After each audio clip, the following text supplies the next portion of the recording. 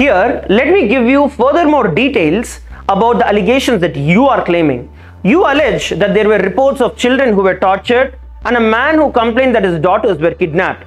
As I gave you in the essence just a few moments back, let me give you a larger and a deeper input on this.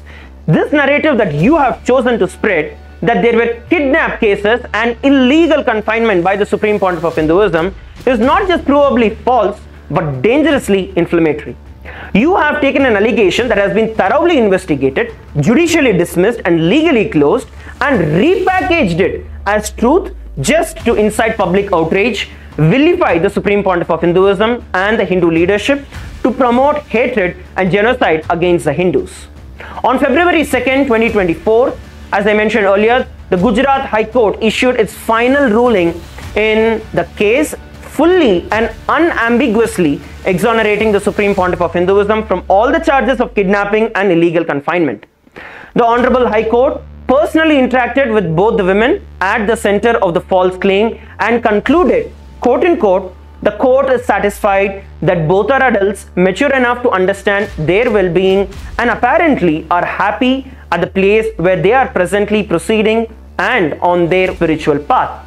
The interaction with the corpora would indicate that they were not in any way in illegal confinement, quote unquote. The case was dismissed in its entirety, a final binding judgment by the Constitutional Court in India. Dhruv, by deliberately concealing this conclusive legal verdict from your audience and continuing to frame a debunked narrative as a fact, you, point number one, are knowingly misleading the public, 2, distorting judicial outcomes, 3, actively fueling a narrative against the Hindu leadership.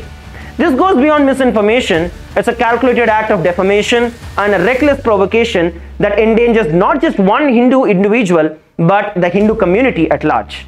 When these false allegations were filed in November 2019, the Supreme Pontiff of Hinduism had not sat in Gujarat for over 10 years. That alone renders this kidnapping charge logically and legally impossible, a fact that the Gujarat High Court explicitly considered when they gave the order.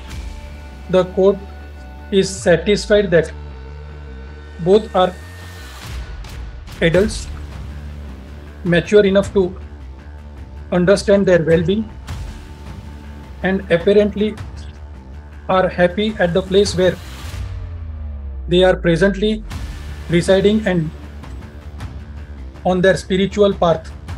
Next, in view of the aforesaid, the court deems it fit to discharge the notice and dismiss the petition accordingly. The virtual interaction with the corpora has been recorded, and registry is directed to preserve such recording as a part of the record of this case.